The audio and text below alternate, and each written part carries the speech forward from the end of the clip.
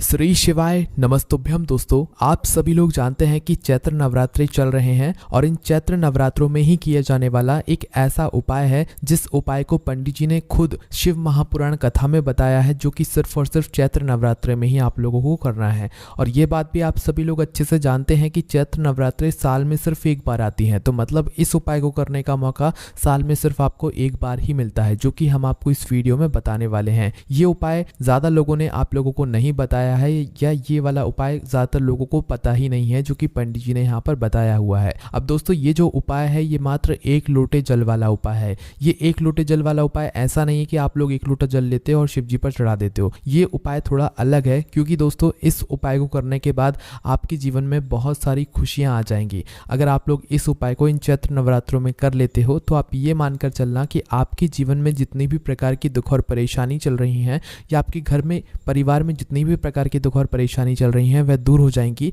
साथ ही में दोस्तों, अगर आपके घर में रोग और बीमारी ने भी किसी व्यक्ति को घेर कर रखा हुआ है, या आपके घर परिवार के किसी भी सदस्य को रोग और बीमारी बहुत ही ज़्यादा परेशान करती है, चाहे वह बीमारी बड़ी से बड़ी ही क्यों ना हो, तो अगर आप लोग इन चैत्र नवरात्रों में यह वाला उपाय कर लोगे तो आपको निश्चित सी बात है इस उपाय का फल मिलेगा और उस रोग और बीमारी में भी आपको सुधार देखने के लिए यहाँ पर मिल जाएगा। साथ ही में दोस्तों, बहुत सारे ऐसे लोग भी होते हैं जिनको खुद के घर में ही डर लगता है, भय लगता है। तो अगर आपके घर में भी कुछ ऐसी ही बात होती रहती है कभी कभार कि भाई डर लगने लगता है, भय लगने लगता है, अपने आप ही आप लोग डर जाते हो, तो भाई आप लोगों को इन चैत्र नवरात्रों में ये वाला उपाय कर लेना चाहिए। आपका डर बिल्कुल जड़ से मिट जाएगा, ठीक है। और दोस्तों, ये वाला जो उपाय है ये एक लोटे जल वाला उपाय है। इस उपाय को अब हम समझते हैं कि किसको करना है, किस समय करना है, कहाँ पर करना है और कैसे करना है। तो देखिए, सबसे पहली चीज़ एक लोटे जल वाला उपाय है, तो इसके नाम में ही आप लोगों को ये बात तो ज़रूर समझ आ रही होगी कि इस उपाय में हमें एक लोटा जल तो लेना ही लेना है। पर उससे पहले हमें ये समझना ज़रूरी है कि इस उपाय को करना किसको है और किस समय करना है ना। तो देखो, ये वाला जो उपाय है ना, ये होगा आपका उपाय रात से शुरू, मतलब इन चैत्र नवरात्रों के किसी भी दिन में आप लोग ये वाला उपाय कर सकते हो। हर दिन करने की ज़रूरत नहीं है, किसी भी एक दिन आप लोग ये वाला उपाय कर सकते हो, पर चैत्र नवरात्रि के इन 9 दिनों में से किसी भी दिन आप लोगों को ये वाला उपाय करना है, ठीक है। तो आपको ये बात पता चल गई कि आप लोगों को ये वाला उपाय सिर्फ चैत्र नवरात्रि के दिनों में ही करना है। अब उसके बाद में दोस्तों, ये वाला जो उपाय है ये किसको कर रहा है, तो देखो, घर का जो बड़ा और मुख्य सदस्य होगा उसी व्यक्ति को ये वाला उपाय कर रहा है। अब वह बड़ा व्यक्ति मुख्य रूप से घर की माताएं बहनें होंगी तो ज़्यादा बेहतर होगा, मतलब कि घर की जो बड़ी माताएं बहनें होंगी अगर वह ये वाला उपाय करेंगी तो ज़्यादा अच्छा होगा, क्योंकि घर की जो माताएं बहनें होती हैं वो घर की लक्ष्मी होती हैं, और जब घर की लक्ष्मी कोई उपाय को करती है तो उसका फल हमें बहुत जल्दी और बहुत बड़ा होकर मिलता है। तो इसीलिए आप लोगों को विशेष रूप से घर की बड़ी माताओं बहनों को ही ये वाला उपाय करना चाहिए। अगर किसी कारणवश घर में बड़ी माताएं बहनें उपस्थित ना हो, ठीक है, तो उस जगह पर फिर घर का कोई बड़ा व्यक्ति भी इस वाले उपाय को कर सकता है, कोई दिक्कत वाली बात नहीं है। पर इस उपाय को घर के सभी सदस्य को करने की ज़रूरत नहीं है। घर में से कोई एक सदस्य ही अगर इस उपाय को करेगा तो उसके पूरे घर परिवार को इस उपाय को करने का फल मिल जाएगा, और जितने प्रकार की समस्याएं आपके जीवन में चल रही होंगी वह धीरे धीरे करके दूर होना शुरू हो जाएंगी। तो ध्यान रखिएगा, घर में से कोई एक ही बड़ा और मुख्य सदस्य ही इस वाले उपाय को करे, विशेष रूप से घर की माताओं बहनों में से कोई एक माता बहन इस वाले उपाय को करे, ठीक है। ये बात आपको समझ आ गई। अब इसके बाद बात करते हैं कि इस उपाय को करने का समय क्या है, किस समय हमें ये उपाय करना है, सुबह के समय करना है कि शाम के समय करना है। तो देखो, ये उपाय थोड़ा सा अलग है। एक लोटे जल वाला उपाय तो है ही है, पर दोस्तों ये वाला उपाय नवरात्रि की रात से शुरू होगा और नवरात्रि की ही सुबह में ये उपाय पूरा होगा, मतलब सुबह के समय एक तरीके से आप लोगों को ये वाला उपाय करना है, ठीक है। अब हम लोग समझते हैं कि इस उपाय को करने की विधि क्या है और आप लोगों को कैसे और कहाँ पर ये वाला उपाय करना है, ठीक है। अब बहुत सारे लोग समझ रहे होंगे कि ये वाला उपाय तो हम शिव जी के मंदिर में जाकर करेंगे, पर ऐसा नहीं है।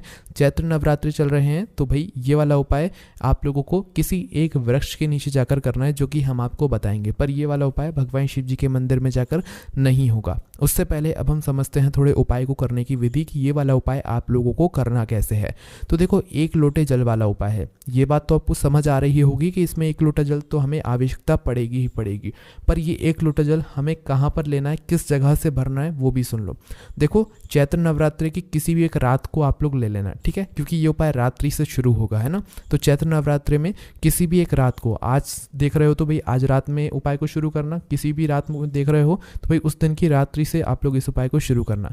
रात्रि में मात्र आपको क्या करना है, एक लोटा लेना है, ठीक है, जिस लोटे से आप भगवान शिव जी पर या किसी भी चीज मतलब जल चढ़ाते होगे, है ना।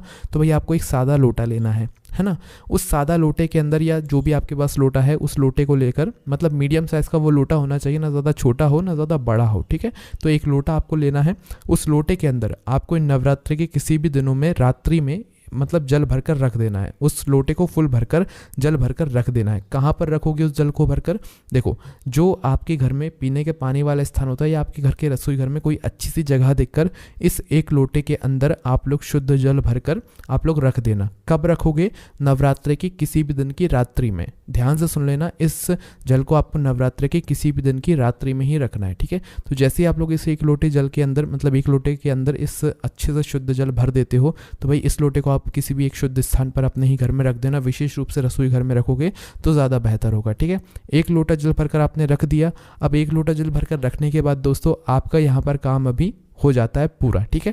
अब इस एक लोटे जल को आप लोग पूरी रात भर रखे रहने देना नवरात्रि के ही दिनों में, ठीक है। तो एक लोटा जल जैसे ही आप लोग रात भर के लिए रख देते हो, अब उसके बाद आप लोग सो जाना रात भर के लिए, ठीक है।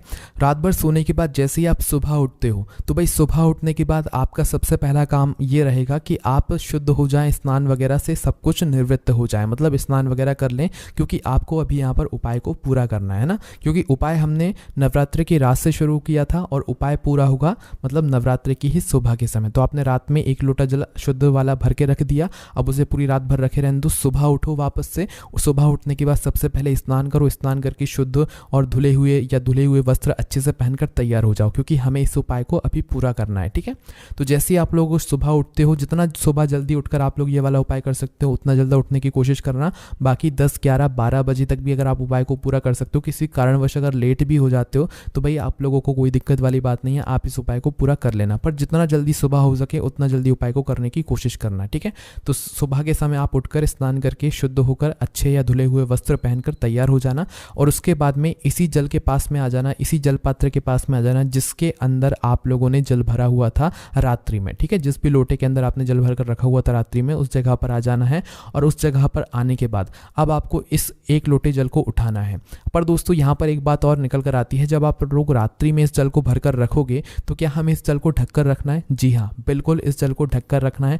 आपको इस जल को खुले में बिल्कुल भी नहीं रखना है, क्योंकि खुले में रखोगे तो कोई भी चीज़ अंदर मतलब जो है आ सकती है। इसीलिए आप लोग रात्रि में जब इस जल को भरकर अपने लोटे के अंदर रखोगे तो इसके अंदर कोई भी मतलब इसके ऊपर से कोई भी प्लेट वगैरह कोई भी चीज़ ढक देना, कोई भी पात्र ढक देना, जिससे कि पानी के अंदर कोई चीज़ ना जा सके, है ना। तो रात्रि में ही आप लोग इस जल को सुरक्षित करके कुछ चीज़ ऊपर से ढक कर रख देना।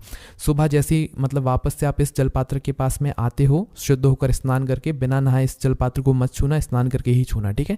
जैसे आप इस जल पात्र के पास में आते हो तो सबसे पहले जो आपने ऊपर चीज़ ढकी हुई होगी जल पात्र के ऊपर सुरक्षित रखने के लिए, उस मतलब पात्र को साइड में रख देना और अपना वो जो एक लोटा जल है उस एक लोटे जल को उठा लेना, ठीक है।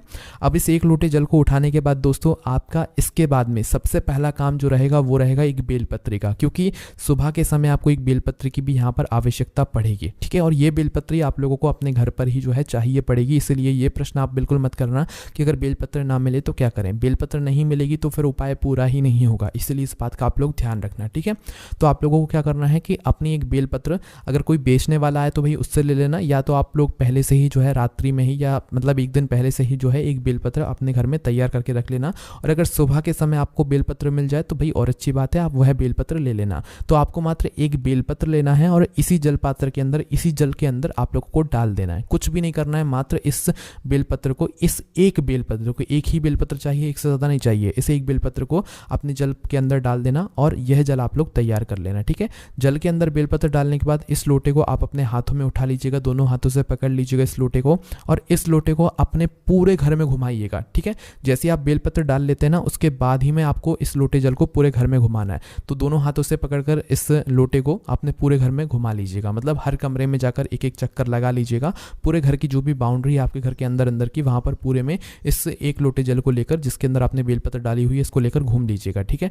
जैसे ही आप लोग अपने पूरे घर में इस एक लोटे जल को लेकर घूम लेते हैं, उसके बाद में आप अपने घर के मुख्य द्वार से बाहर निकलिए और बाहर निकलने के बाद आपके घर के पास में जो भी नीम का पेड़ हो, किसका पेड़ हो, क्योंकि इन चैत्र नवरात्रों में नीम के पेड़ के नीचे ही जो है मतलब सारी देवियों का जो है स्थान होता है, विराजित होती हैं वो स्थान पर, ठीक है। तो आपको क्या करना है, आपके घर के पास में जो भी एक बड़ा सा नीम का पेड़ हो, छोटा ना हो, पौधा ना हो, बड़ा सा नीम का पेड़ हो जिसके नीचे छाए हो, है ना। तो बड़ा सा नीम का पेड़ देखना आपके घर के आसपास में। अगर पास में नहीं है तो जहाँ पर भी है, दूर है, तो भाई आपको वहीं पर उपाय को करने के लिए जाना पड़ेगा, क्योंकि ये उपाय नीम के पेड़ के नीचे ही होगा। इस बात का भी आप लोगों को ध्यान रखना है। तो इस लोटे जल को लेकर आप लोगों को किसी भी उस नीम के पेड़ के नीचे पहुंचना है जो कि आपके घर के पास में हो और जो बड़ा नीम का पेड़ हो। नीम के पेड़ के नीचे पहुंचने के बाद दोस्तों आप लोगों को क्या करना है कि इस जल को आपको अपने हाथों से, या जो व्यक्ति यह उपाय कर रहा है वही व्यक्ति को जो है इस जल को उस नीम के पेड़ के नीचे समर्पित कर देना है। नीम के पेड़ के नीचे समर्पित करने का मतलब है कि नीम के पेड़ की जो जड़ होगी उस जड़ के ऊपर इस जल को समर्पित करना है। जल के साथ में आपको बेलपत्र अलग से निकालने की चढ़ाने की जरूरत नहीं है। जल के साथ ही में आपको बेलपत्र जो है मतलब उस नीम के पेड़ के नीचे समर्पित कर देना है, ठीक है। अलग से हाथ से निकाल कर चढ़ाने की जरूरत नहीं है। मात्र आप उस नीम के पेड़ की जड़ पर जो है इस जल को समर्पित कर दें, अपने आप बेलपत्र भी उसी जड़ पर, उसी नीम के पेड़ के नीचे समर्पित हो जाएगी। जैसे आप लोग ये सब समर्पित कर देते हो, जल समर्पित कर देते हो नीम के पेड़ के नीचे, वहीं पर भगवान से प्रार्थना कर लेना, मतलब सभी देवियों से प्रार्थना कर लेना कि आपके घर में जितनी प्रकार की दुख और समस्याएं चल रही हैं, या जो डर लगता है, भय लगता है, या रोग और बीमारी ने घेर कर रखा हुआ है, तो भाई जो भी समस्या हो उस समस्या के लिए आप लोग भगवान से प्रार्थना करना और वहां से भगवान से विनती कर धोख देकर वहां से आ जाना। यहाँ पर आपका ये वाला उपाय पूरा हो जाता है, ठीक है। इस उपाय को करने के बाद कुछ ही दिनों के बाद आपको इस उपाय को करने का फल मिलना शुरू हो जाएगा, क्योंकि आप इस उपाय को चैत्र नवरात्रि के इन दिनों में कर रहे हो। आप इस उपाय को चैत्र नवरात्रि के 9 दिनों में से किसी भी दिन कर सकते हो और आपको उपाय का फल जरूर मिलेगा। पर ये उपाय चैत्र नवरात्रि के दिनों का ही है, इस बात का भी आप लोग ध्यान रखना। बाकी दोस्तों जो उपाय को कर रहा है वही उपाय की तैयारी करेगा, वही उपाय को पूरा भी करेगा, इस बात का भी आप लोग ध्यान रखना। बाकी दोस्तों इस उपाय करने में अगर आपको कोई भी दिक्कत, समस्या, परेशानी आती है, आप हमसे कमेंट करके पूछ सकते हैं। ओम नमः शिवाय, जय भोले बाबा श्री शिवाय, नमस्तुभ्यम।